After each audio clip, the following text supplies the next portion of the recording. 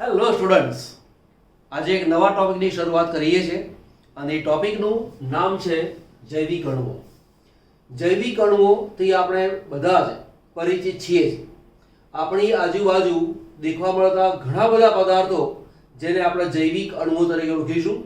આપણું જીવન એ જૈવિક અણુઓને કારણે જ બનેલું છે. જો જૈવિક અણુ ના હોય તો આપણું જીવન શક્ય નથી. તો પહેલી વાત એ છે કે જૈવિક અણુ કહેવાય કોને? તો કે જૈવિક અણુ કોને કહેવાય એ જાણવું હોય તો એ પહેલા આપણે એક બીજો શબ્દ જાણીએ છીએ અને એ છે જીવંત પ્રણાલી.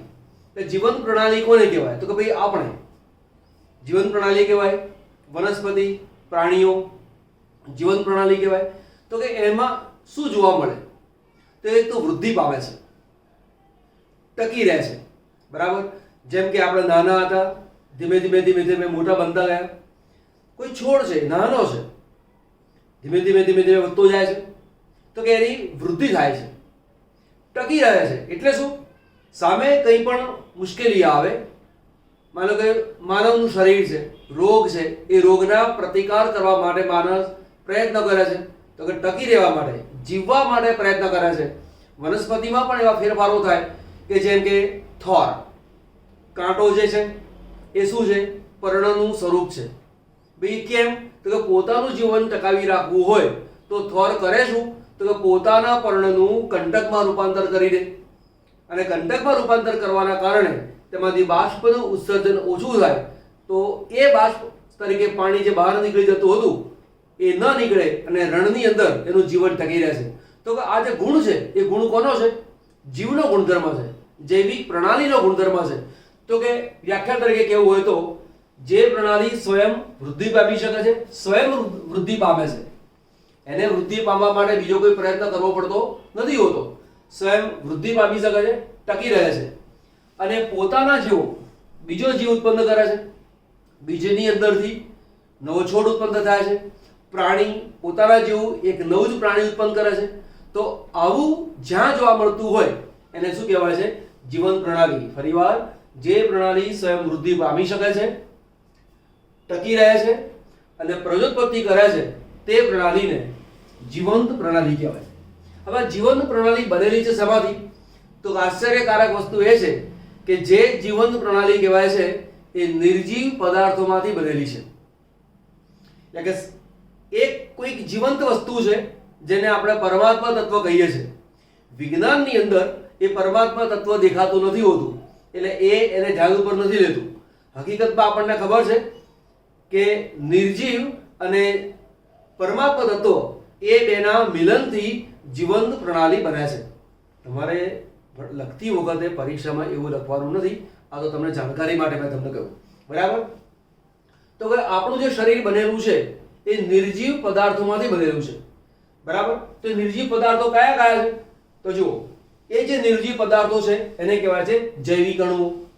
તો જૈવિક અણુમાં આવે છે કાર્બોહાઈડ્રેટ, પછી સમજાવું છું, પ્રોટીન, ઉત્સેચકો, વિટામિન્સ, ન્યુક્લિક એસિડ, લિપિડ, તે ઉપરાંત ખનિજ ક્ષારો પણ આવે.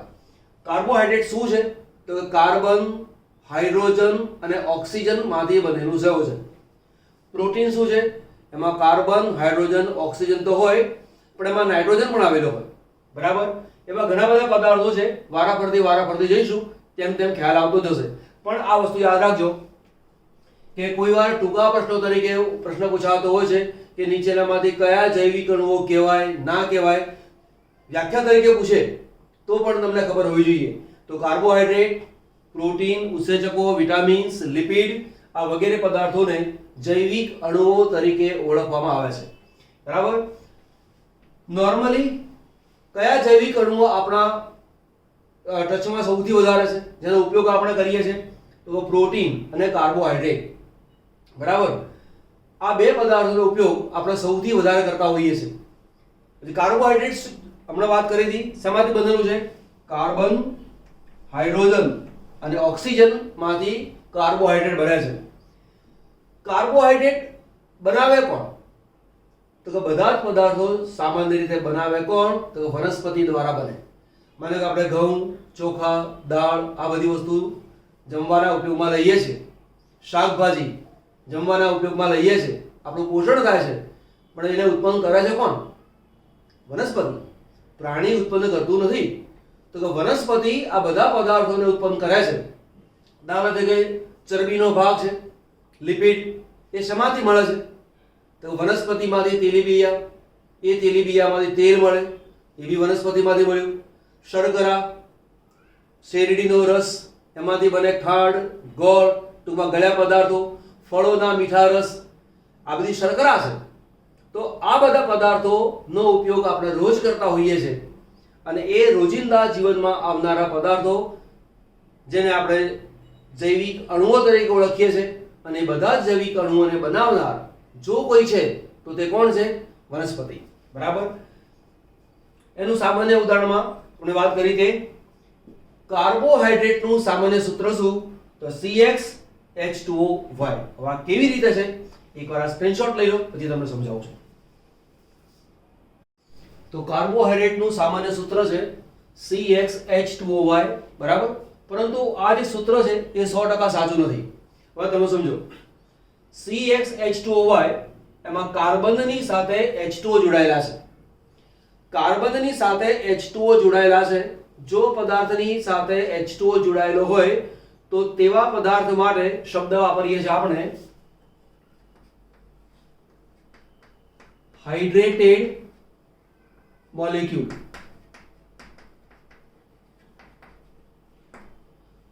હાઇડ્રેટેડ મોલેક્યુલ એટલે કે જેની અંદર પાણીનો અણુ સામેલ છે તેવો અણુ એને કહેવાય હાઇડ્રેટેડ મોલેક્યુલ. બરાબર. હવે તમે કેટલાક સંયોજનો એવા છે કે આ સૂત્ર પ્રમાણે અનુરૂપ આવે, પરંતુ બધા સંયોજનો આ સૂત્ર પ્રમાણે કામ કરતા નથી. તો જો સૌથી પહેલા જોઈએ ગ્લુકોઝ C6H12O6. એમાં C6 અહીંયા લખ્યો છે. આટલો જે ભાગ છે એમાંથી 6 ને કોમન કાઢી નાખો તો 6 કોમન કાઢો એટલે 6 દુ 12 અને 6 સૂત્ર બની ગયું. C12 સુક્રોઝ થયું. સુક્રોઝનું સૂત્ર શું હોય? C12H22O11. C12 બહાર મૂક્યા. આટલો જે ભાગ છે એમાંથી 11 કોમન કાઢી લો તો H2 બની ગયો. રિબોઝ સૂત્ર છે C5H10O5. કાર્બન C5, અહીંયા પણ C5. આટલો જે ભાગ છે એમાંથી 5 કોમન કાઢી લો તો H2O નો અણુ મળે. તો અહીંયા પણ કાર્બનની સાથે H2O જોડાયેલો છે. કાર્બન સાથે H2O છે, કાર્બન સાથે H2O છે. એટલે કે આ જે કાર્બન છે એ હાઇડ્રેટેડ છે, પાણીનો અણુ સામેલ છે એવો અણુ છે અને એટલા માટે તેને કાર્બો એટલે કાર્બન, હાઇડ્રેટ એટલે પાણી, અને માટે તેને કાર્બોહાઈડ્રેટ એવા નામથી પહેલા ઓળખવામાં આવતું હતું. પરંતુ આ સૂત્ર હંમેશા કામ લાગ્યું નહીં. તો કે કેમ ના લાગ્યું? તો એ ઉદાહરણ છે એસિટિક એસિડ CH3COOH.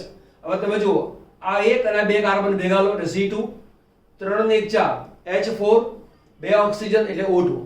એમાંથી C2 અહીંયા લખ્યો. આ જે ભાગ છે એમાંથી બે સામાન્ય લઈ લો તો H2O ટ્વાઇસ. તો તમે જુઓ જેમ આ સૂત્ર છે એવું આ સૂત્ર પણ છે. તો આ સૂત્ર પ્રમાણે આ પદાર્થ આવી તો જાય છે, પરંતુ આના જે રાસાયણિક ગુણધર્મો છે એ કાર્બોહાઈડ્રેટના રાસાયણિક ગુણધર્મોને અનુરૂપ નથી. કાર્બોહાઈડ્રેટ પદાર્થો જે રાસાયણિક પ્રક્રિયાઓ આપે તેવી રાસાયણિક પ્રક્રિયાઓ CH3COOH આપતું નથી અને માટે ભલે તે સૂત્રને અનુરૂપ છે તો પણ તેને કાર્બોહાઈડ્રેટ કહી શકાય નહીં. માટે કહેવાય કે આ સૂત્ર સાચું નથી.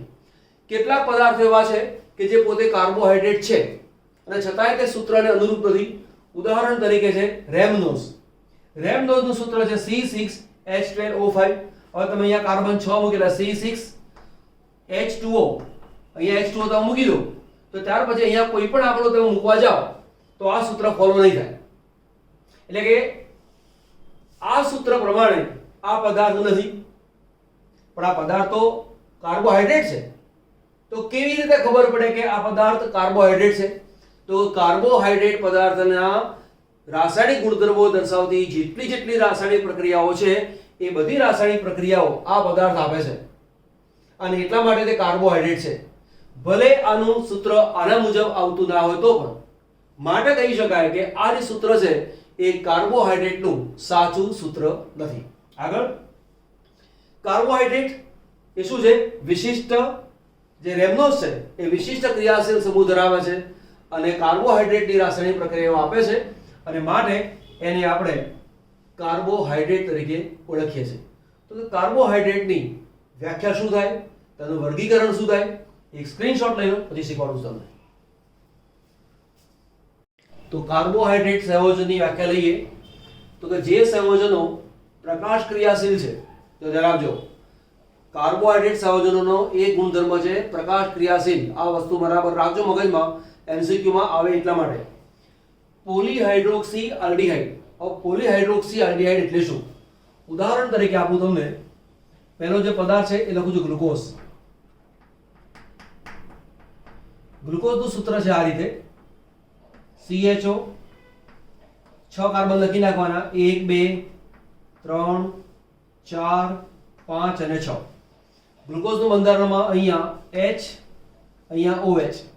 આ છે કાર્બન નંબર 1, કાર્બન 2, કાર્બન 3. યાદ રાખજો, 3 નંબરના કાર્બન ઉપર OH ડાબી બાજુ આવે, એ સિવાયના જેટલા કાર્બન છે એમાં OH જમણી બાજુ આવે. આ વાતને બરાબર મગજમાં રાખજો એટલે ભૂલ ના થાય. HOH, અહીંયા લખું છું HOH, અહીંયા છે CH2OH. બીજું છે ઉદાહરણ મારી પાસે ફ્રુક્ટોઝ. ફ્રુક્ટોઝનું સૂત્ર છે આ રીતે, CH2OH, C double bond O, 1 2 3 4 5 અને 6, અહીંયા આવ્યું CH2OH. 3 નંબરનો કાર્બન આવે એમાં OH ડાબી બાજુ આવે, બાકીમાં OH જમણી બાજુ મૂકવાનું. આ વાતને બરાબર મગજમાં ઉતારવાની. જે બાયોલોજી વાળા છે અને આ ચેપ્ટર શીખેલા છે એ લોકોને ફટાફટ આવડી જાય છે. તો જે બાયોલોજી વાળા નથી એ આજે જાણી જશે, બરાબર, કે અઘરું છે નહીં. હવે તમે જુઓ, આ જે પદાર્થ છે એમાં OH 1 વાર 2 વાર 3 વાર 4 વાર 5 વાર 5 વાર OH છે. અનેક વાર, પોલી એટલે શું? અનેક. 2 કે તેથી વધારે વાર OH આવતા હોય તો તેને પોલી શબ્દ વાપરીશું. તો પોલીહાઇડ્રોક્સી. ગ્રુપ કોણ છે? CHO, aldehyde. તો આ પોલીહાઇડ્રોક્સી આલ્ડીહાઇડ છે. આ કીટોન ગ્રુપ છે. OH group 1 2 3 4 5. તો આ પણ પોલીહાઇડ્રોક્સી, આ પણ પોલીહાઇડ્રોક્સી, આ આલ્ડીહાઇડ છે, આ કીટોન છે. તો આવું જે સંયોજન છે એવા સંયોજનને આપણે શું કહીશું? કાર્બોહાઈડ્રેટ. બીજી વસ્તુ, આને તો કાર્બોહાઈડ્રેટ કહેવાય, પણ દાખલા તરીકે મારી પાસે છે C12 H22 O11, આનું નામ છે સુક્રોઝ. એની અંદર જળ વિભાજન કરું છું એટલે પ્લસ H2O. પ્લસ H2O ઉમેરવાના કારણે C6 H12O6 plus C6 H12O6. સૂત્ર સરખા છે, બંધારણ જુદા છે. એક મળે છે ગ્લુકોઝ, બીજો મળે છે ફ્રુક્ટોઝ. બરાબર? તો કે આવા પદાર્થોને કાર્બોહાઈડ્રેટ કહેવાય, અથવા જે પદાર્થના જળ વિભાજનથી આવા પદાર્થો મળતા હોય, આવા એટલે કેવા? ગ્લુકોઝ, ફ્રુક્ટોઝ, એ પ્રકારના પદાર્થો મળતા હોય, પેન્ટોઝ, ટ્રાયોઝ, એ પ્રકારના પણ મળતા હોય છે. તો એવા પદાર્થોને પણ કાર્બોહાઈડ્રેટ કહેવાય. ફરીવાર, કાર્બોહાઈડ્રેટ કોને કહેવાય? તો પોલીહાઇડ્રોક્સી આલ્ડીહાઇડ અથવા પોલીહાઇડ્રોક્સી કીટોન ને કાર્બોહાઈડ્રેટ કહેવાય. અથવા જે સંયોજનના જળ વિભાજનથી પોલીહાઇડ્રોક્સી આલ્ડીહાઇડ મળતો હોય, અથવા જેના જળ વિભાજનથી પોલીહાઇડ્રોક્સી કીટોન મળતો હોય, આ જ મળે તેવું નહીં, બીજા પણ મોલેક્યુલ્સ મળી શકતા હોય છે, તો તેને કહેવામાં આવે છે કાર્બોહાઈડ્રેટ. આ જે કાર્બોહાઈડ્રેટ છે એનો ગુણધર્મ કેવો છે? સ્વાદે ગળ્યા. યાદ રાખજો, જે પદાર્થો આપણે કહીએ છીએ એને કહેવાય છે શર્કરા. શર્કરા એટલે ગળ્યા પદાર્થો. મૂળ શબ્દ છે સેકેરમ, લેટિન શબ્દ છે. તો લેટિન શબ્દની અંદર સેકેરમનો મતલબ છે ગળ્યા પદાર્થો, અને આ જે પદાર્થો છે એ ગળ્યા હોવાના કારણે તેને સેકેરમ અથવા સેકેરાઇડ તરીકે પણ ઓળખવામાં આવે છે. હવે ભણીશું આપણે તેનું વર્ગીકરણ. ચલો સ્ક્રીનશોટ લઈ. કાર્બોહાઈડ્રેટનું વર્ગીકરણ કઈ રીતે થાય તે. કાર્બોહાઈડ્રેટના જળ વિભાજન દરમિયાન તેમની વર્તણૂકને આધારે વર્ગીકરણ થાય. હવે જુઓ, 3 રીતે વર્ગીકરણ થાય: મોનોસેકેરાઇડ, ડાયસેકેરાઇડ અને ટ્રાયસેકેરાઇડ. સૌથી પહેલા લઈશું આપણે મોનોસેકેરાઇડ. તો મોનોસેકેરાઇડ ને સમજતા પહેલા હું પેલા ડાયસેકેરાઇડ સમજાવી દઉં, પછી તમને કહીશ કે મોનોસેકેરાઇડ શું છે. કે ડાયસેકેરાઇડ નો મતલબ શું છે? ઉદાહરણ તરીકે લઉં છું અહીંયા C12H22O11. પાણીનો અણુ ઉમેરું છું તો તેની અંદરથી મને C6H12O6 વત્તા C6H12O6 આવી મને રચના મળે. આ મોનોસેકેરાઇડ છે. આ મોનોસેકેરાઇડ છે. બે મોનોસેકેરાઇડ થી ભેગો થયેલો અણુ એને કહેવાય છે ડાયસેકેરાઇડ. હવે આની અંદર પાણીનો અણુ ઉમેરવાના કારણે આ બે ઘટક મળ્યા. પણ માનો કે આની અંદર હું ફરી પાણીનો અણુ ઉમેરું તો ફરી તેનું વિભાજન થઈને એનાથી નાના ઘટક ના મળે. તો કે આ અણુનું જળ વિભાજન કરો છો તો બે નાના અણુ મળ્યા, પણ આ જે નાનો અણુ છે એમાં જો હું પાણીનો અણુ ઉમેરું તો હજી વધુ નાના અણુઓ નથી મળતા. જો નથી મળતા તો આ છેલ્લો અણુ છે એવું કહેવાય. આનાથી કોઈ નાનો અણુ આવતો નથી. તો એવા જે નાના અણુઓ છે એવા નાના અણુઓને મોનોસેકેરાઇડ તરીકે ઓળખવામાં આવે. તો જુઓ, જે કાર્બોહાઈડ્રેટ સંયોજનનું પોલીહાઇડ્રોક્સી આલ્ડીહાઇડ, જેમ કે આ ગ્લુકોઝ છે, પોલીહાઇડ્રોક્સી આલ્ડીહાઇડ છે, અથવા પોલીહાઇડ્રોક્સી કીટોનના વધુ સરળ એકમમાં જળ વિભાજન ન થાય. મારી પાસે કોઈ કાર્બોહાઈડ્રેટ છે, એમાં પાણી અણુ ઉમેરું છું. પાણીના અણુ ઉમેર્યા પછી એમાંથી વધુ નાના એકમમાં વિભાજન થઈ શકતું નથી, વધુ નાનો એકમ મને મળી શકતો નથી. તો આ જે કાર્બોહાઈડ્રેટ છે એને મોનોસેકેરાઇડ તરીકે ઓળખવામાં આવે છે. બરાબર? જેમ કે ગ્લુકોઝ, એનાથી નાનો અણુ ના મળે. ફ્રુક્ટોઝ, તો ફ્રુક્ટોઝનું જળ વિભાજન કરો તેમાંથી બે નાના ઘટકો ના મળે. રિબોઝ, 5 કાર્બનની રચના છે, તો 5 કાર્બનની રચના મળી પછી એમાં પાણીનો અણુ ઉમેરો તો 3 અને 2 એવી રીતે કોઈ વિભાજન થતું નથી. અહીંયા 6 કાર્બન છે તો 6 કાર્બનના વિભાજન કરી નાખો તો 3 અને 3 એવું વિભાજન મળતું નથી. આ અંતિમ કહેવાય. આ પણ અંતિમ કહેવાય. આ પણ અંતિમ કહેવાય. તો કાર્બોહાઈડ્રેટના જળ વિભાજનથી જે આપણને અણુ મળે છે તે અણુનું હજુ આગળ જળ વિભાજન થઈને નાના અણુ મળી શકતા ના હોય તો તેને મોનોસેકેરાઇડ તરીકે ઓળખવામાં આવે. હવે મોનોસેકેરાઇડનું પણ પ્રકાર છે. માની લો કે કોઈ મોનોસેકેરાઇડ એવો છે કે તેમાં કાર્બનની સંખ્યા 3 છે, તો 3 છે માટે હું શબ્દ વાપરીશ ટ્રાયોઝ. જો તેની અંદર આલ્ડીહાઇડ સમૂહ હશે તો હું તેને કહીશ આલ્ડો ટ્રાયોઝ. તો તેને શું કહેવાય? આલ્ડો ટ્રાયોઝ. પણ જો તેની અંદર કીટોન સમૂહ હશે તો તેને કહીશું કીટો ટ્રાયોઝ.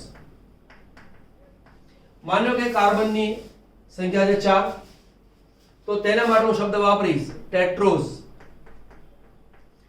જો એ ટેટ્રોઝની અંદર આલ્ડીહાઇડ સમૂહ હોય તો તેને કહેવાય છે આલ્ડો ટેટ્રોઝ, અને જો કીટોન સમૂહ હોય તો તેને કહેવાય છે કીટો ટેટ્રોઝ.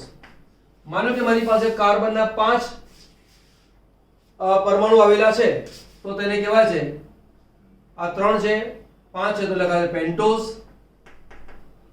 જો તેમાં 6 કાર્બન છે તો તેને કહેવાય હેક્ઝોઝ. જો 7 કાર્બન છે તો તેને કહેવાય છે હેપ્ટોઝ. જેમ કે આપણે વાત કરીશું ગ્લુકોઝની વાત. માનો કે આ છે મારી પાસે ગ્લુકોઝ. એમાં 6 કાર્બન છે, આલ્ડીહાઇડ સમૂહ હોય તો તેના માટે શબ્દ વાપરીશું આલ્ડોહેક્ઝોઝ. બરાબર?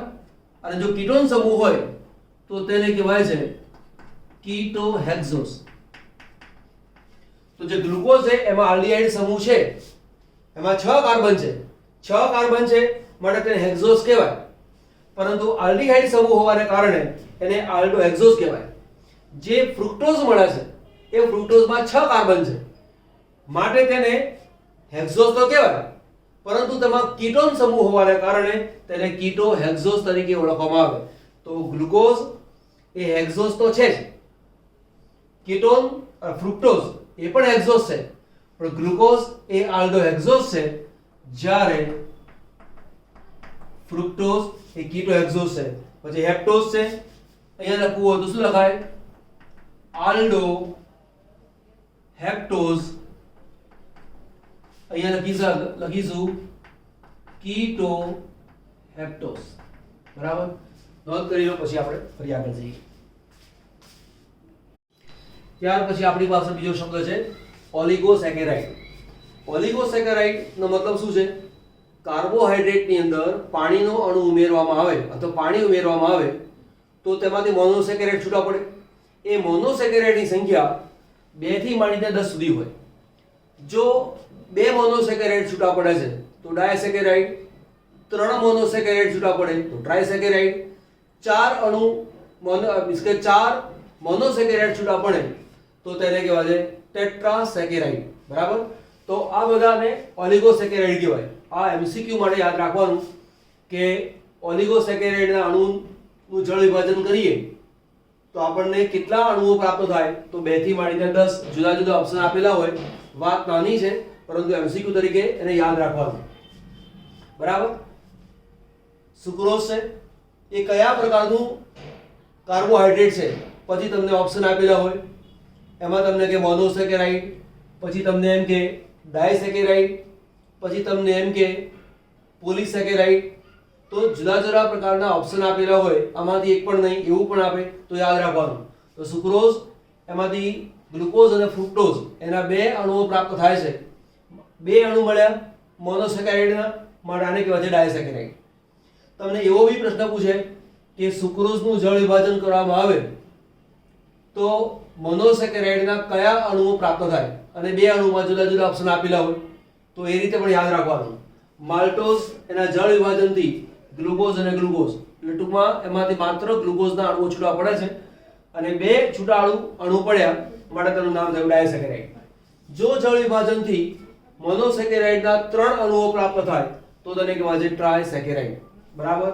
ઉદાહરણ છે રેફિનોઝ, એમાંથી એક ગ્લુકોઝ મળે, એક ફ્રુક્ટોઝ મળે અને બીજું મળે છે ગેલેક્ટોઝ. ફરી છે બીજું છે સ્ટેચીરોઝ.